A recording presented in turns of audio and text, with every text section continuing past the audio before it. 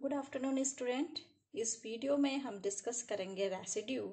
Residue का जो use होता है वो रियल इंटीग्रल को सॉल्व करने में के लिए होता है। साथ में हम इसका यूज़ इनवर्स लैप्लास ट्रांसफॉर्मेशन निकालने के लिए भी करते हैं। तो सबसे पहले हम ये समझेंगे कि रेसिड्यू क्या है। सपोज ए कोई पॉइंट है जहां पर आइसोलेटेड सिंगुलरिटी है। आइसोलेटेड सिंगुलरिटी मीन्स ए के आसपास के पॉइंट्स पर कोई और सिंगुलरिटी नहीं होनी चाहिए। जैसे ये पॉइंट ए है तो इसके आसपास बहुत ही पास में जो और पॉइंट है, नेबरहुड पॉइंट है, वहां पर कोई और सिंगुलरिटी नहीं होनी चाहिए। तो ए पॉइंट पर हम बोलेंगे आइसोलेटेड सिंगुलरिटी है। तब जो लॉरेंट सीरीज का जो प्रिंसिपल पार्ट होता है उसमें z माइनस ए की पावर -1 का जो कोफिशिएंट होता है b1 वो कहलाता है residue at a point z is equal to a। ठीक है। लॉरेंट सीरीज क्या थी? लॉरेंट सीरीज होती है f z is equal to sigma n taking values from 1 to infinity a n z minus a की power n plus sigma n taking values from 1 to infinity b n z minus a की power -n। ये जो negative part है ये कहलाता है principal part. जब हम इसको एक्सपेंड करेंगे तो पहले इनको क्या रखेंगे 1, तो आ जाएगा b1 जेड माइनस ए की पावर -1, फिर आएगा plus b2 Z minus a की पावर -2। इस तरह से हम इसको इनफाइनाइट तक एक्सपेंड कर लेंगे। तो जो पहला टर्म है इनको 1 रखने पर b1 वो ही क्या कहला रहा है? रेसिड्यू। अब b1 की वैल्यू कैसे निकालेंगे? bn क्या होता है? bn होता है 1/2 pi integration over c f z d z upon z minus a की पावर -n प्लस 1। n को 1 रख दो तो ये आ गया 1/2 पाई इंटीग्रेशन ओवर c2 ये वाला आपका सर्किल है, interior circle, f z t z upon z minus a की पावर -1 प्लस 1। -1 प्लस 1 हो गया 0। किसी टर्म की पावर 0 हो तो क्या किसके को ले आती? 1 की। तो b1 की वैल्यू आ गई 1/2 pi integration over c2 f z d z. b1 ही चूंकि रेसिड्यू कहलाता है इसलिए residue of f z at z is equal to a is 1/2 pi integration over c2 f z d z. ठीक है। अब सपोज हमारे पास सिंपल पोल हो। अब सिंपल पोल किसको बोलते हैं? सबसे पहले देखिए, अगर हमारे पास कोई फंक्शन फॉर एग्जांपल ये है z² अपॉन z+4 ऐसे दिया हुआ है, उसमें डिनोमिनेटर की पावर 1 हो, z+4 की पावर यहाँ पर क्या है 1, तब कहलाएगा सिंपल पोल। कौन से पॉइंट पर? वो पॉइंट निकालने के लिए डिनोमिनेटर को 0 करो, z+4 को 0 करो तो z की वैल्यू क्या आ गई -4। इसका मतलब हमारे पास सिंपल पोल है कौन से पॉइंट पर? z is equal to -4। ठीक है। तो क्या होना चाहिए? डिनोमिनेटर की पावर 1 होनी चाहिए, तब सिंपल पोल कहलाएगा। ठीक है। अब सिंपल पोल हो तब रेसिड्यू निकालने के लिए हम इस फॉर्मूले का यूज करते हैं, limit z tends to a z minus a f z. ठीक है। अब सपोज हम इसी वाले ये जो फंक्शन दिया है इसी का हम रेसिड्यू निकाल लें। ठीक है। तो एफ जेड दिया हुआ है यहाँ पे z² अपॉन z+4। आपको पता है चूंकि इसकी पावर 1 है इसलिए कैसा पोल है? Simple pole. तो हम residue of f z at a point z is equal to, क्या पॉइंट दिया? पॉइंट कहां से निकालते हैं? हमने कहा डिनोमिनेटर को 0 करो तो z की जो वैल्यू आएगी वही पॉइंट हो गया। क्या हो गया? z is equal to -4 is equal to limit z tends to a वो पॉइंट है जहां पर आपने क्या निकाला? पोल निकाला। कौन सा पॉइंट पे? z is equal to -4, z minus of -4 क्योंकि a यहाँ पर -4 है, उसके साथ आ गया एफ जेड मतलब दिया हुआ फंक्शन जो भी आपको दिया है। So that is equal to limit z tends to -4, z minus minus हो गया प्लस z+4, एफ जेड दिया हुआ फंक्शन क्या है? z² upon z+4। ठीक है। z+4 आपस में कैंसिल आउट हो गए तो ये हो गया आपका limit z tends to -4 z²। अब z की जगह क्या रख देंगे? -4, तो -4 का स्क्वायर तो ये आ गया 16। तो residue of f z at z is equal to -4 is 16। ठीक है। अब सपोज करिए पावर 1 नहीं है, डिनोमिनेटर की पावर 1 नहीं है, 1 से ज्यादा है, मीन्स 2, 3, 4 और कुछ इससे ज्यादा हायर ऑर्डर की, तब ये कहलाएगा पोल ऑफ ऑर्डर 2, 3, 4 जो भी इसकी पावर होगी। तब हम रेसिड्यू निकालने के लिए डिफरेंट फॉर्मूले का यूज करेंगे। ठीक है। तो देखिए, if f z has a pole of order m की वैल्यू क्या होनी चाहिए? 1 से ज्यादा at z is equal to a, then residue of f z is 1 upon m-1 factorial limit z tends to a dm-1 upon d z m minus one z minus a की power m f z. For example ये लिया f z is z square upon z plus 5 का whole square. अब यहाँ पर देखिए इस Z plus 5 की पावर कितनी है 2, तो पोल ऑफ ऑर्डर 2 हो गया। किस पॉइंट पर वो निकालने के लिए हम इसी को डिनोमिनेटर को 0 करेंगे। जेड प्लस 5 का whole square 0 mean z plus 5 0, तो जेड की वैल्यू आ गई -5। तो जेड इज इक्वल टू -5 पर हमारा क्या हो गया पोल ऑफ ऑर्डर 2। ठीक है, अब सपोज हम इसी को सॉल्व करते हैं, इसी पर हम रेसिड्यू निकाल लें। कौन से पॉइंट पर निकलेगा residue, z is equal to -5।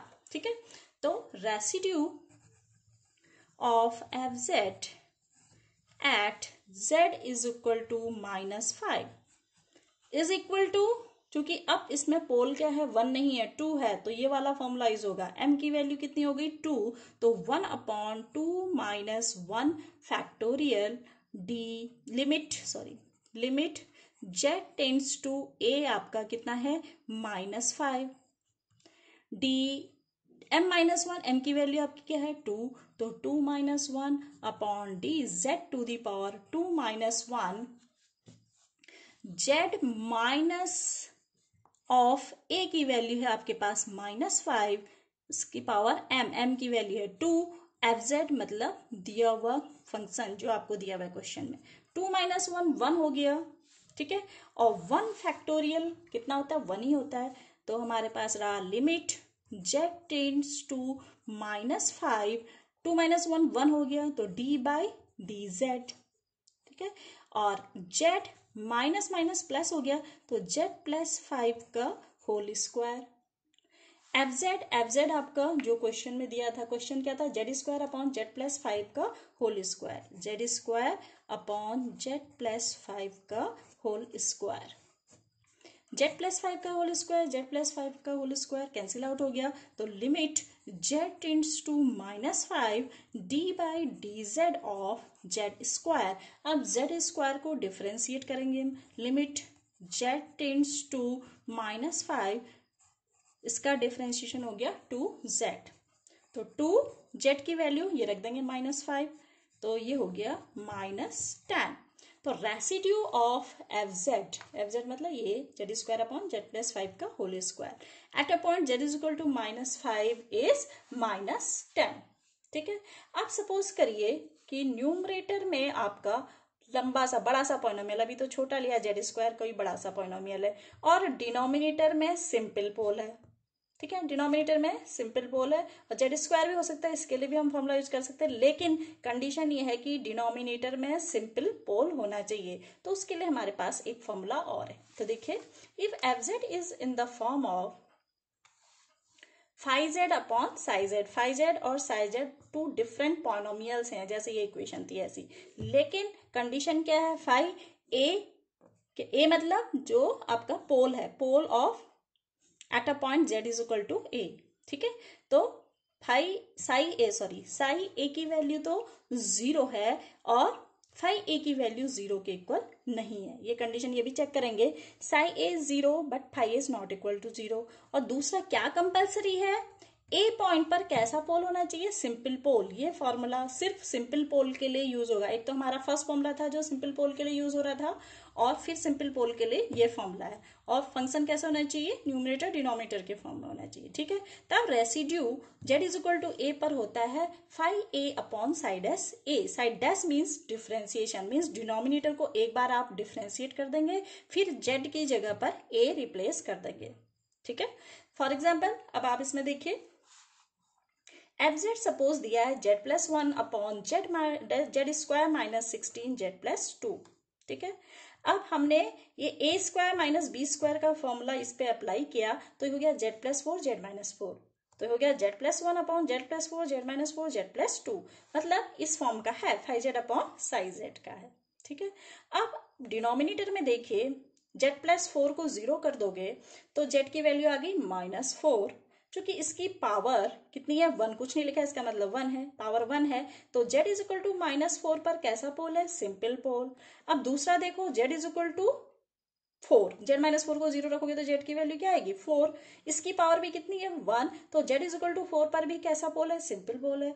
z is equal to -2, z is plus 2 को 0 करोगे तो z की वैल्यू कितनी आएगी -2, इसकी पावर भी कितनी है 1 है, तो यहां पर भी आपका कैसा पोल है सिंपल पोल है। ठीक है, अब जो पोल्स आपके निकले हैं हमें सपोज इन सब पॉइंट्स पर क्या निकालना है रेसिड्यू निकालना है। ठीक है, पोल्स पर रेसिड्यू निकालना है, तो देखिए कैसे करेंगे।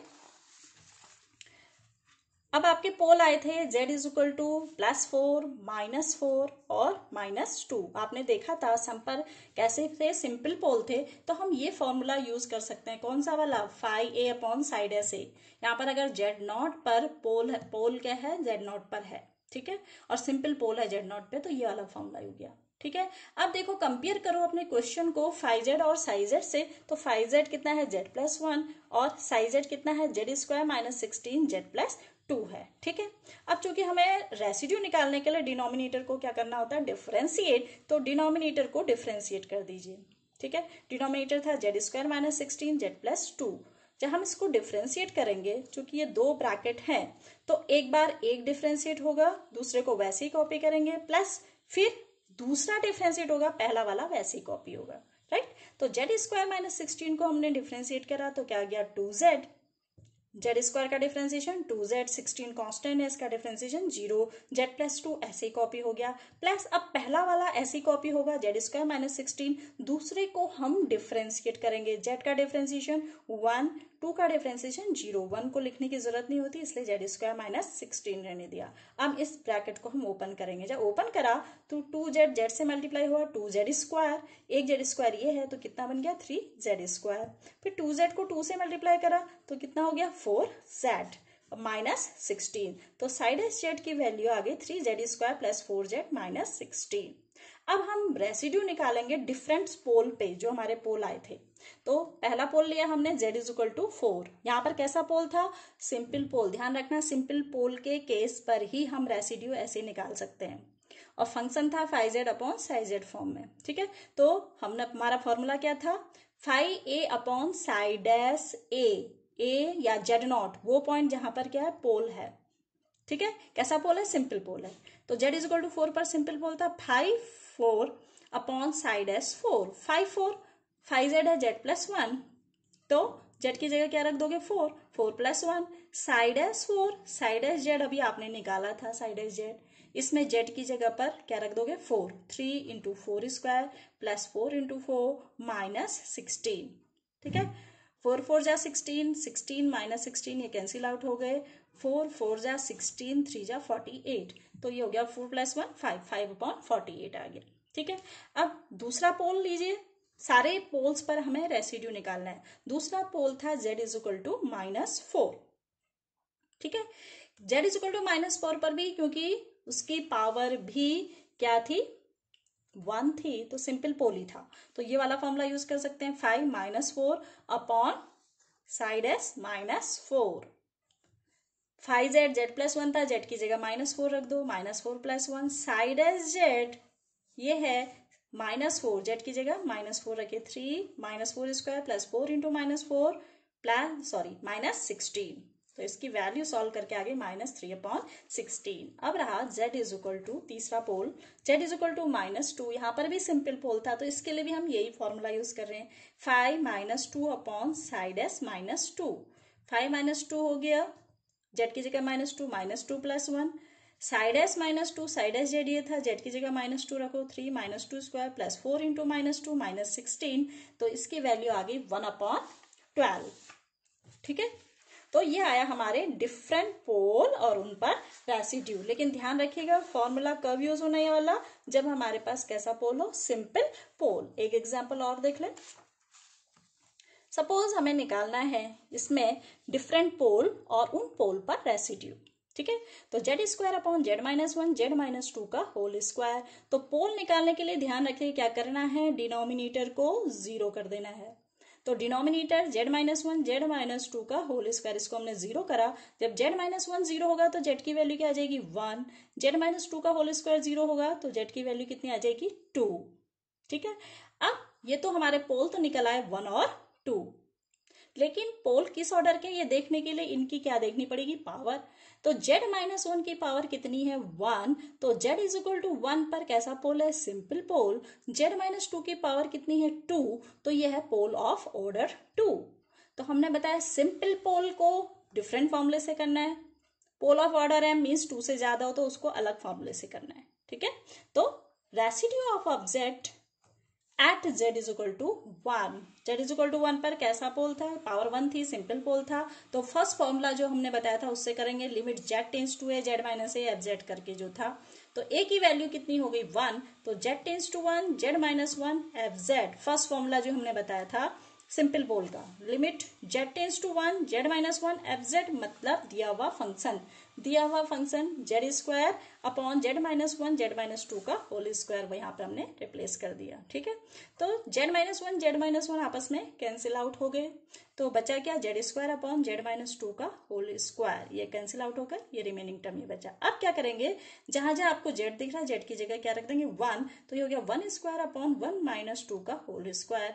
जब हमने इसको सॉल्व किया 1 का स्क्वायर तो 1 हो गया, 1 माइनस 2 मीन्स -1 का होल स्क्वायर 1 हो गया, तो आंसर आ गया 1। तो residue at a point z is equal to 1 is 1। अब हम दूसरा पोल चेक करेंगे 2, क्योंकि z माइनस 2 का होल स्क्वायर है मीन्स 2 पर हमारे पास क्या है, पोल ऑफ ऑर्डर 2। तो इसके लिए हमें सेकंड फॉर्मूला जो हमने बताया था वो यूज करेंगे, क्योंकि पोल ऑफ ऑर्डर 2 है, 1 से ज्यादा है, सिंपल पोल नहीं है। तो कौन सा वाला formula, 1 upon m minus 1 factorial, m की वैल्यू आपके पास क्या है 2, तो 2 माइनस 1 फैक्टोरियल, फिर क्या था dm minus 1 upon dz to the power m minus 1, m कितना है आपका 2, तो d 2 माइनस 1 अपॉन dz की पावर 2 माइनस 1, फिर क्या था z माइनस a का whole square, a means pole, आपके पास यहाँ पर पोल क्या है, z इज इक्वल टू 2 पर है वो पॉइंट, तो z माइनस 2 का होल स्क्वायर, m की वैल्यू आपके पास 2, पोल ऑफ ऑर्डर 2 है तो वो आ गया m2, fz मतलब क्वेश्चन जो दिया है वही पूरा आएगा, at z is equal to 2। अब यहाँ पर लिमिट z टेंस टू 2 लिखो या पीछे से z इज इक्वल टू 2 लिख दो, दोनों एक ही बात है, ठीक है। तो यहाँ पर हमने लिमिट नहीं लिख के पीछे से लिखा है z इज इक्वल टू 2, ठीक है। तो D by d z of Z minus 2 का होल स्क्वायर आपस में कैंसिल आउट हो गया, ये बचा z square upon z minus 1 at z is equal to 2। अब हमें पहले इसको डिफ्रेंशिएट करना है, ठीक है। इसको डिफ्रेंशिएट करने के बाद, पहले डिफ्रेंशिएट कर लीजिए, उसके बाद सॉरी यहाँ पे नहीं आके ब्रैकेट ऐसे कर लो, ठीक है। D by d z of z square upon z minus 1 at z is equal to 2। अब आपने डिफ्रेंशिएट किया तो न्यूमरेटर और डिनोमिनेटर में जब हम डिफ्रेंशिएशन का फॉर्मूला लगाते हैं तो कैसे करते हैं, सबसे पहले डिनोमिनेटर को कॉपी कर लेते हैं वैसे ही, तो डिनोमिनेटर क्या है जेड माइनस वन वैसे ही कॉपी हो गया। फिर न्यूमरेटर को हम डिफ्रेंशिएट करते हैं, जेड स्क्वायर का डिफ्रेंशिएशन क्या हो गया 2z, फिर माइनस का साइन लगाते हैं, फिर न्यूमरेटर को ऐसे ही कॉपी करते हैं, जेड स्क्वायर ऐसे ही कॉपी हो गया, फिर डिनोमिनेटर को डिफ्रेंशिएट करते हैं, जेड माइनस 1 का डिफ्रेंशिएट करेंगे, जेड का डिफ्रेंशिएशन होगा 1, 1 का 0, तो 1 पीछे से नहीं लिखते हैं तो खाली जेड स्क्वायर हो गया, अपॉन डिनोमिनेटर का होल स्क्वायर होता है, ठीक है। तो जेड माइनस 1 का होल स्क्वायर हो गया, ठीक है। फिर से देख लीजिए फॉर्मूला, डिनोमिनेटर को कॉपी करेंगे, न्यूमरेटर को डिफ्रेंशिएट करेंगे, माइनस न्यूमरेटर को कॉपी करेंगे, डिनोमिनेटर को डिफ्रेंशिएट करेंगे अपॉन डिनोमिनेटर का होल स्क्वायर, ठीक है। फिर ये आपका हो गया डिफ्रेंशिएशन। अब इसमें रखेंगे z इज इक्वल टू 2, ठीक है। तो हमने जब इसको सॉल्व किया तो ये आ गया z square minus 2z upon z minus 1 का whole square at upon z is equal to 2, ठीक है। अब 2 रखा तो 2 स्क्वायर हो गया 4, माइनस 2 2 4, 4 माइनस 4 तो हो गया आपका 0, अपॉन 2 माइनस 1 का स्क्वायर 1 हो गया, 1 का स्क्वायर 1 हो गया, तो 0 अपॉन 1 की वैल्यू क्या हो गई 0। So residue at a point z is equal to 2 is 0, right student. तो अब रेसिड्यू के नेक्स्ट प्रॉब्लम्स और एप्लीकेशंस हम नेक्स्ट वीडियो में डिस्कस करेंगे। Thank you.